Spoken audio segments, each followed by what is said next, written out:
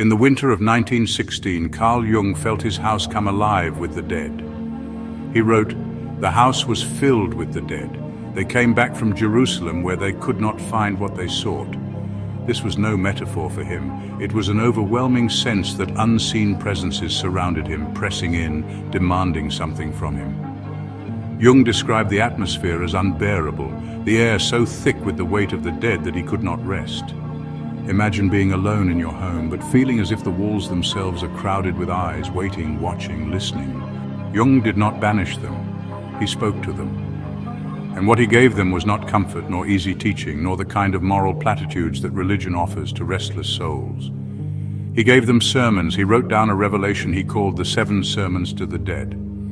And in those pages a name appeared, Abraxas. Abraxas was not the god of the churches, nor the devil of nightmares. Abraxas was both, and more, he was a god of paradox, the one who holds together creation and destruction, blessing and curse, life and death.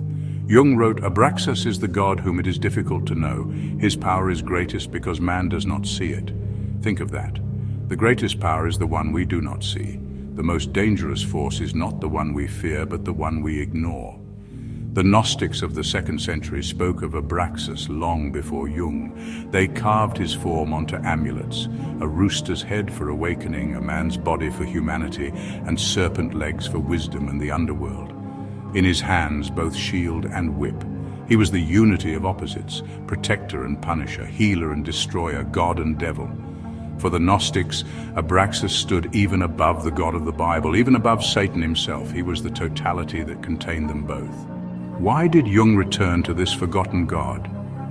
Because he had learned through visions, through dreams, through conversations with the figures of his own unconscious, that the psyche cannot survive on dualities alone. We crave simple categories, good versus evil, right versus wrong, light versus dark. But life is not so neat and the soul is not so simple. Abraxas appears when those categories collapse. He is the figure of wholeness, but also the terror of wholeness, because wholeness means confronting what you do not wish to see.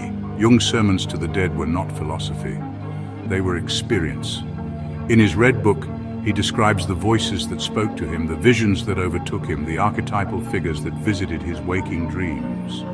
He conversed with Philemon, an old man with kingfisher wings who became his guide. He wrestled with serpents and spirits. He descended into the depths of his imagination and returned with messages. The dead who crowded his house were the forgotten truths of humanity, the parts of our collective soul that had been buried, rejected, or denied. They were the shadow of civilization itself, and they demanded to be heard. Do we not see the same in our own time? The dead return in the form of history we cannot bury. Wars we thought were finished rise again. Ideologies we thought were defeated find new life. Traumas we never healed are repeated generation after generation. Technology, medicine, politics, all the things we create to save ourselves bring with them their opposite. The forgotten voices of the past and the shadow of our present surround us as surely as they surrounded Jung, and the answer is still Abraxas. Abraxas is the God of our contradictions. He is in the device you hold in your hand. It connects you to infinite knowledge, infinite power, infinite community. And it also isolates you, enslaves your attention, and feeds you endless distraction. That is Abraxas. He is in medicine. A pill can lift unbearable suffering, save a life from despair. And that same pill can chain a soul to dependency, numb deeper truths, and feed an industry that profits from sickness. That is Abraxas. He is in politics. Every revolution begins with the cry of freedom. Every movement begins with the hope of justice. And every one of them carries within it the seed of tyranny. The liberator becomes the oppressor. That is Abraxas. He is in religion. Preachers proclaim light, peace, and comfort. But history shows that in the name of God, men have waged war, divided families, and justified cruelty. Blessing and curse, hand in hand. That is Abraxas. And he is in you. The same heart that loves can also hate. The same hand that heals can also wound. The same mind that creates beauty can also destroy it. That is Abraxas. Jung understood that the greatest danger is one-sidedness. To worship only the light and reject the dark is to become possessed by the very shadow you deny. Abraxas devours this illusion. He forces you to see that wholeness requires both. And here is the hard truth. To become whole, you must face what you'd rather avoid. Individuation, Jung's word for the path of wholeness, means integrating not only your virtues, but also your vices. Not only the parts of yourself you cherish, but the parts you despise. If you deny them, they do not disappear. They rule you from the shadows. The man who denies his rage becomes its puppet. The woman who denies her envy is consumed by it. The culture that denies its shadow acts it out in violence. This is why Jung's Abraxas is terrifying. He is not a comforting God. He does not reward purity. He demands totality. He demands you face the mirror and see both your light and your darkness staring back at you. Most people will not do this. They prefer distraction. They prefer comfort. They prefer to point to others and say, "There lies the evil." But Jung saw deeper. He saw that the line dividing good and evil does not run between nations or ideologies. It runs through your own heart. Abraxas reveals this. He devours illusions of purity. He forces us to see that we are both. And whether we acknowledge him or not, he rules us. This is why Jung never published the 7 sermons in his lifetime. He knew the world was not ready. He knew people would call it madness or blasphemy. Perhaps even now the world is not ready. But the truth is here. Look at the age we live in. News cycles designed to keep us outraged, addicted to anger. Markets that sell us both hope and despair. Wars fought in the name of peace. Peace built upon silence and oppression. Technology that enlightens and enslaves. Religion that blesses and curses in the same breath. Abraxas is not ancient history. He is the God of the age, and you already serve him. Every choice you make, every shadow you repress, every contradiction you live feeds him.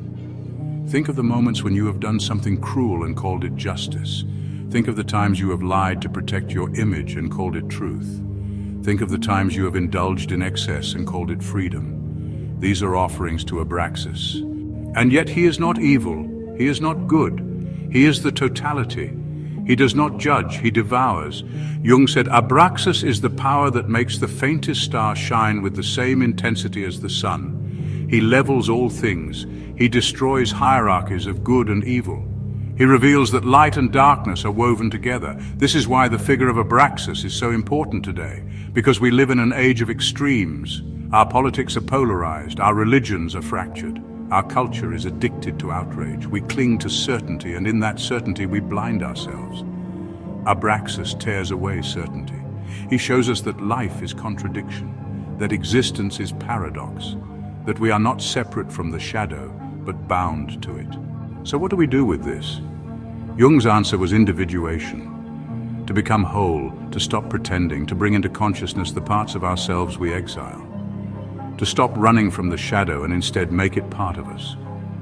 This does not mean indulging the shadow. It does not mean excusing cruelty or glorifying evil.